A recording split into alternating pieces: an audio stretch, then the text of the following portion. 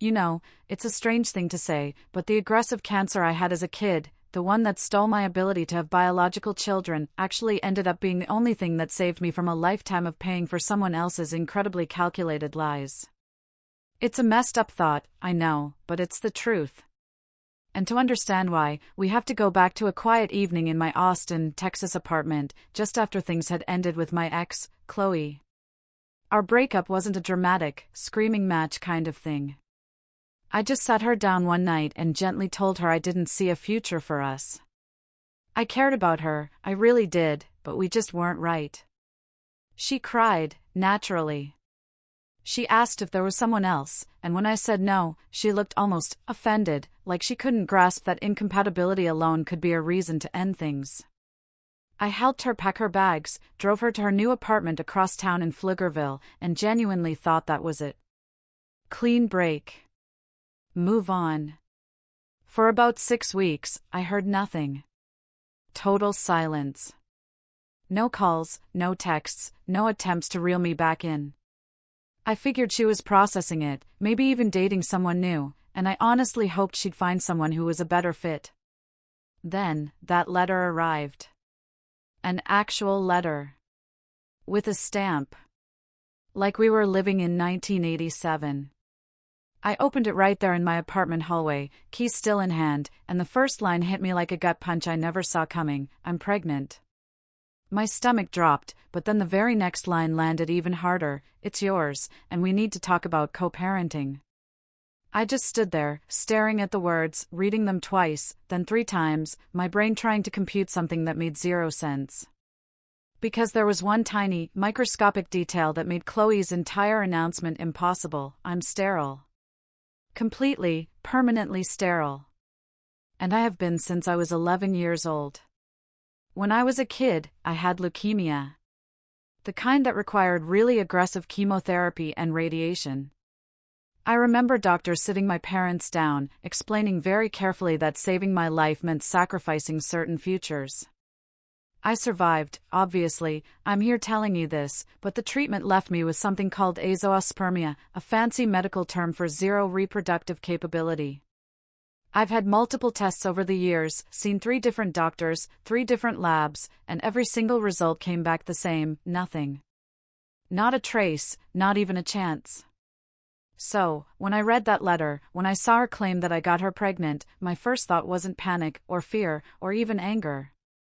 It was curiosity. Genuine curiosity about what in the world she thought was going to happen next.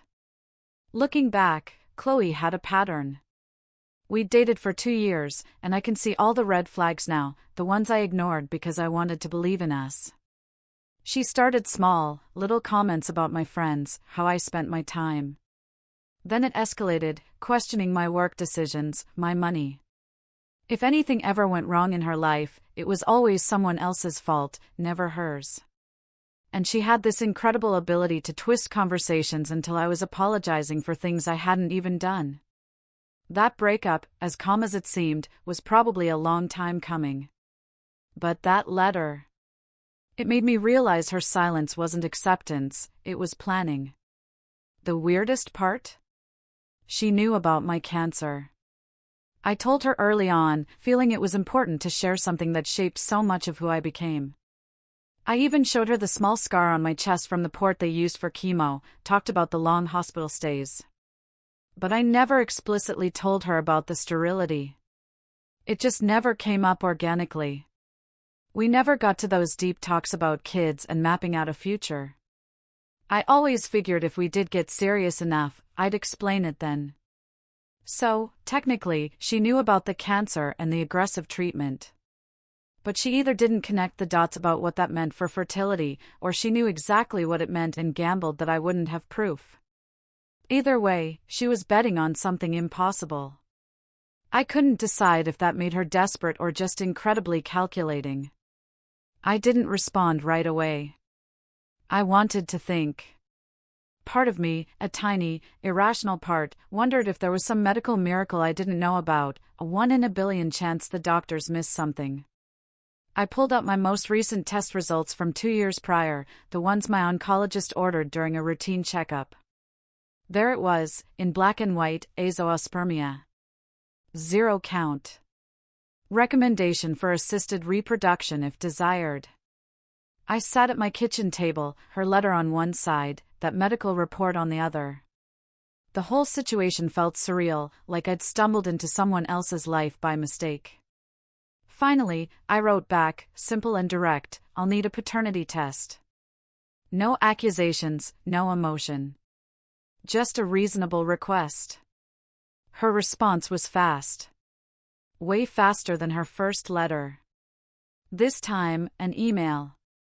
3 paragraphs of pure outrage about how I could dare to question her, how she'd never lied, how I was trying to abandon my responsibilities.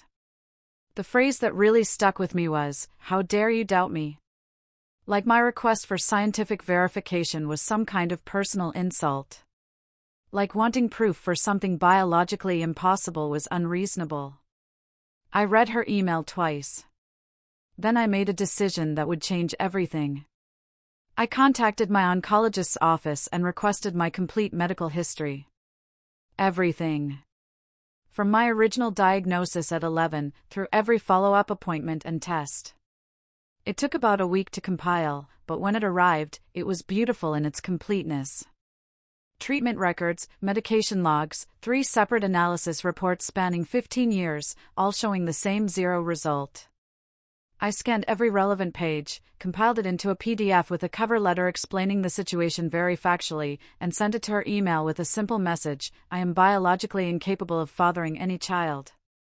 Any further claims otherwise are medically impossible and legally actionable. I hit send at 9:47 p.m. on a Thursday night. Then I poured myself a drink and waited. I expected an apology, maybe an angry denial, or just silence while she regrouped. What I got instead was absolutely nothing. Radio silence. 3 days went by. I started thinking, maybe she's finally realized her mistake. Maybe this nightmare is just going to fade away, then, Monday morning, I checked my mailbox and found another letter. Not from Chloe this time. It was from a law firm I'd never heard of, return address in downtown Houston. My blood ran cold. The letter was professionally printed, formal, serious. It informed me their client was pursuing legal action regarding child support and parental obligations, wanted to schedule a meeting to discuss my responsibilities, referenced her pregnancy as established fact, mentioned amounts I'd be expected to contribute, and made it very clear my refusal to cooperate was being documented. I read it in my living room, and for the first time since this whole thing started, I felt true anger. Not at the absurdity anymore, but at the deliberate escalation. She wasn't backing down, she was doubling down. And she brought lawyers into something that could have been resolved with one honest conversation. I called my own attorney that day, a guy named Daniel I'd used for some contract work years ago. I laid out the whole situation. His first question was about documentation. When I said, complete medical records, he actually laughed. Easiest case I've ever seen, he said. But then he added something that made me pause. The question wasn't whether I'd win, it was what her endgame was. What did she actually think would happen when the truth came out? Because it absolutely would. I let that lawyer's letter sit on my kitchen counter for 2 days, not out of fear, but because I wanted to handle this perfectly. Daniel told me to gather everything, emails, texts, medical records, anything to establish a timeline. As I dug through old messages, I started noticing things I'd missed before. About 4 months before our breakup, her texting patterns had changed completely. She'd go hours without responding when she used to reply instantly. There were entire evenings she claimed to be working late, but her social media showed she was out somewhere else. She seemed tired more often, made excuses about feeling sick that I'd chalked up to stress from our failing relationship. Even started wearing looser clothes that I'd barely registered at the time. I'd attributed it all to us growing apart, normal relationship decay. But now, those gaps felt different. Now, they felt like something I should have paid more attention to. I screenshotted everything, organized it by date, and sent the whole package to Daniel, asking what our next move was. He called back within an hour. "We're going to send her lawyers something they definitely aren't expecting," he said. Our response was clinical, devastating. No emotion, no accusations. Just pure medical fact laid out in language even a first-year law student couldn't misinterpret. We included a letter from my oncologist, explaining my treatment, the permanent effects on fertility, and a statement confirming natural conception was impossible in my case. Daniel added a paragraph I particularly appreciated, basically saying any further attempts to pursue paternity claims would be considered fraudulent and could result in legal consequences for filing false documents. We sent it certified mail to her lawyers, regular mail to her address, and copied her on the email version, just to be absolutely certain nobody could claim they didn't receive it. Then I waited. Again. Expecting a quick retraction, an embarrassed phone call, or just silence while they figured out how to back down gracefully. What I got instead, I genuinely didn't see coming. Absolute radio silence. The kind of silence that feels louder than any argument. 3 weeks went by. No response from her attorneys, no angry messages from her, not even a passive-aggressive social media post I could screenshot. Daniel said it was a good sign, they were probably figuring out how to withdraw without admitting wrongdoing. But something about it felt off. People like Chloe didn't just slink away quietly when their plans collapsed. They adapted. They found new angles. They burned everything down rather than admit defeat. I kept checking my email obsessively, my phone, expecting some new crisis. The waiting was worse than the initial confrontation. Then, one Wednesday afternoon, I got a text from a number I didn't recognize, asking if we could talk about what Chloe had done to me. It was her younger sister, Olivia. I'd met her maybe 5 times during my relationship with Chloe. She'd always seemed nice but distant. I debated if it was a trap, but curiosity won out. I agreed to meet her for coffee the next day. Olivia showed up looking exhausted, like she hadn't slept in days. Before I could even say hello, she started apologizing for her sister's behavior. Apparently, their entire family had been in crisis mode ever since my medical records arrived. Their parents had already started buying baby furniture, telling friends about becoming grandparents. Now, everyone was trying to process the fact that Chloe had lied about something so massive. I asked if Chloe had told them who the actual father was, keeping my voice neutral. Olivia just shook her head. Nobody could get a straight answer. But then she added something interesting. About 8 months ago, right around when those texting gaps and behavioral changes started, Chloe had gotten really close with someone from her office, a guy named Mark. She'd mentioned him a few times as just a work friend. Olivia had met him once at a company happy hour, remembered thinking it was strange how much time they spent talking in the corner, but she'd figured it was innocent because the guy was married with kids. The way she emphasized that he was married made my stomach sink. I could already see where this was going, could already predict the explosion that was coming for people who had nothing to do with me. I thanked Olivia for the information, told her I appreciated her honesty, and went home to document everything she'd told me. That same evening, Chloe tried a different approach. She started calling my landlord, Mr. Henderson, leaving messages about how I was an unfit tenant who harassed pregnant women, trying to get me evicted. Mr. Henderson, bless him, called me immediately, asking what kind of drama I'd gotten into. When I explained and offered to show him the legal correspondence, he just laughed. He said he'd dealt with vengeful exes before, mentioned she called 3 times that day, and asked me to send him something in writing so he could tell her to stop. I emailed him a brief summary and copies of the relevant documents. He forwarded them to his attorney with a note saying if she contacted him again, they'd pursue harassment charges. But she wasn't done yet. Not even close. While she was trying to destroy my housing situation, she was also apparently running a completely different scheme at her workplace. A friend of mine named Sarah, who worked in the same industry, sent me a screenshot of a fundraiser circulating through Chloe's company's internal channels. The description was heartbreaking. If you didn't know the truth, single mother abandoned by her partner, struggling to afford prenatal care, just trying to give her baby a good start in life. People had donated, not huge amounts, but enough to add up to a few thousand. The comments were full of supportive messages, calling me every name you could imagine. Sarah said HR had gotten involved once someone questioned why Chloe was soliciting money at work. But by then, the damage was done. The narrative was set. And I was the villain in a story I didn't even know was being told. I felt this weird mix of anger and exhaustion. Every time I thought we'd hit rock bottom, she found a new way to dig deeper. Daniel said we could pursue defamation claims, but he also pointed out that sometimes the best response is just letting someone destroy their own credibility. And in this case, that's exactly what was happening. The real breaking point came from a direction nobody expected. Mark, the married coworker, his wife, Jessica, started asking questions. Apparently, Chloe had been sending him increasingly frantic messages, begging him to step up and help with the baby, threatening to tell his wife everything if he didn't. She made the crucial mistake of sending one of those messages while his phone was sitting on the kitchen counter, and Jessica was standing right there. Jessica confronted him. He apparently crumbled immediately, confessed to an 8-month affair, and their entire marriage imploded in a single evening. But here's where it gets messy. Jessica wasn't content to just divorce him quietly. She wanted everyone to know exactly why their family was falling apart.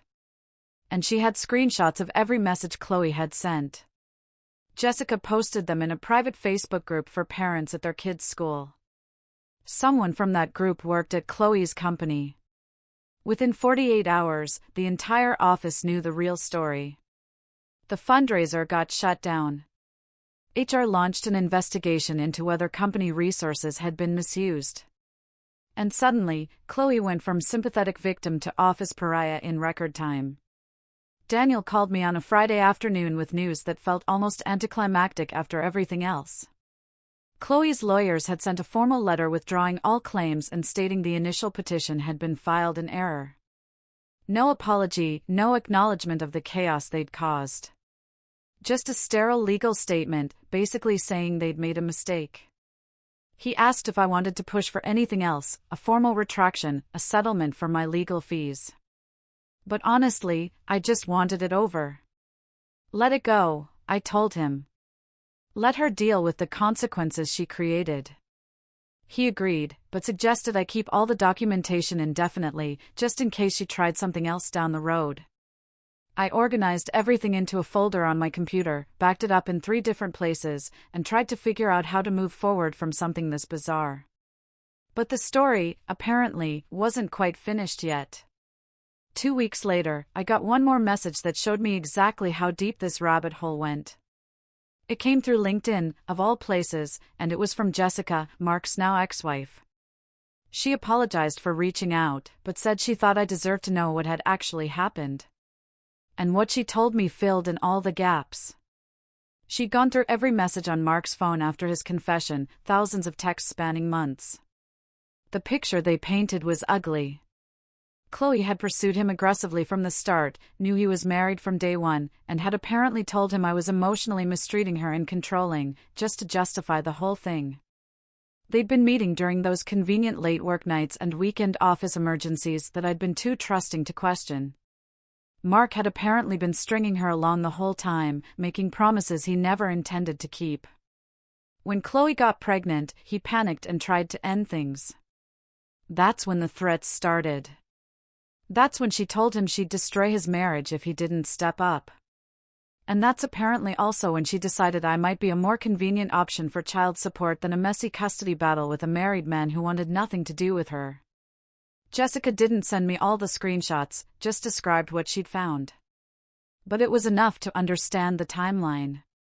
In messages from about a month before our breakup, Chloe had told Mark she was going to end things with me soon, but needed to time it right so I wouldn't get suspicious. Others, sent 2 weeks after our breakup, had Chloe telling him she was free now and they could finally be together openly. His response was basically that he'd never promised her anything serious. The pregnancy announcement to him came about a month later, and his reaction was pure panic, accusing her of trying to trap him, saying he'd never leave his wife and kids. That's when she apparently pivoted to Plan B, pinning the whole thing on me. banking on the fact that I'd been her boyfriend recently enough that it could seem plausible. What she hadn't counted on was me having ironclad medical proof that made her entire story impossible. And she definitely hadn't expected her backup plan to collapse so spectacularly when Jessica found those messages. The fallout at her workplace became impossible to contain once HR started their investigation. The fundraiser violated company policy about using internal systems for personal gain, and several employees had complained once the truth came out. Her company didn't fire her outright, probably worried about wrongful termination claims since she was pregnant, but they transferred her to a different department with no client contact, making it clear her career advancement there was finished. Mark got fired immediately, though, something about his affair violating the company's ethics policy since they'd been meeting up during work hours and using company resources. His divorce moved forward fast. Jessica had hired an aggressive attorney, and those screenshots made any custody negotiation pretty one-sided. From what I heard, he ended up in a studio apartment, paying most of his salary in child support and alimony. I felt bad for his kids, honestly. They were innocent victims in all of this. But I couldn't muster much sympathy for him or Chloe at that point. About a month after the legal case was withdrawn, Chloe made one final attempt at damage control. She sent me an email, not through lawyers this time, just a direct message that was somehow both apologetic and demanding at the same time. She acknowledged that maybe she'd made some mistakes in how she handled things, said the stress of the pregnancy had made her act irrationally, and then got to her real point. She needed financial help. The number was so specific it was almost funny, like she'd calculated exactly what she thought she could squeeze out of me, $15,000 as a one-time payment. She claimed it would cover her medical expenses and help her get settled before the baby came, promising that if I gave it to her, she'd sign anything I wanted, confirming I had no legal obligation to the child. The email ended with what I guess she thought was a compelling argument, that helping her was the right thing to do given our history together, that she was scared and alone, and this was my chance to be the bigger person. I forwarded the email to Daniel without responding to her. His reply was brief and perfect. He sent her a formal letter stating that I would not be providing any financial support, that any further contact would be considered harassment, and that we retained all documentation of her fraudulent paternity claims should she attempt any future legal action. He didn't threaten her exactly, but the implication was clear: she'd already destroyed her own credibility, and any attempt to come after me again would just make things worse for her. After that letter, the silence was finally permanent. No more emails, no more letters, no attempts to contact me through mutual friends or family members. I changed my phone number anyway, blocked her on every social media platform I could think of, and made it clear to the few people we both knew that I didn't want updates about her life or situation. About 7 months later, Jessica sent me one final, brief message. Chloe had given birth to a boy.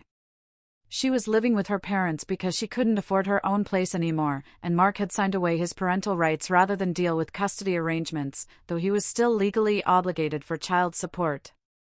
Apparently, he wanted nothing to do with the situation, and his divorce settlement actually included a clause preventing contact with Chloe to avoid further drama. The whole situation was messy and sad. A baby growing up in the wreckage of all these burned relationships. But it wasn't my mess, and it wasn't my responsibility. I thanked Jessica for the update, wished her well with her own recovery and moving forward, and closed that chapter of my life completely. Looking back, the weirdest part isn't even the audacity of trying to pin a pregnancy on someone who's sterile. It's how close she came to making it work through pure manipulation and social pressure. If I hadn't had those medical records, if I hadn't kept every email and text, if I'd been the kind of person who just accepted responsibility without asking questions, I could have ended up legally obligated to a child that wasn't mine for the next 18 years. My cancer, the thing that took away my ability to have biological children, ended up being the only thing that saved me from a lifetime of paying for someone else's choices. I don't talk about this story much in real life. It's not exactly casual conversation. But when I do tell people, the main thing I emphasize is this: document everything. Trust but verify. And never let anyone make you feel guilty for protecting yourself with facts. Chloe made her choices, burned every bridge she had, and created a situation where her kid would grow up knowing his mother tried to commit fraud. Those are consequences she'll live with forever, not me. When someone pressures you to skip verification and just trust them, that's exactly when you need documentation most. My medical condition was unique, but the principle is universal. Protect yourself with evidence. Maintain boundaries, even when someone tries to make you feel unreasonable. And remember that honest people don't rage when asked for proof. Now, I want to hear from you. Do you think I should have pursued defamation charges after that workplace fundraiser? Or was letting Chloe destroy her own credibility the smarter play?